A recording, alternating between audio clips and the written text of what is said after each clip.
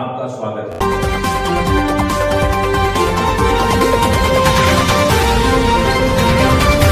ચાલો મિત્રો, નવા વિડીયોમાં આપનું હાર્દિક સ્વાગત છે। હું છું દિનેશ બાબરિયા। મિત્રો, હું બતાવીશ આપને નવા સમાચાર।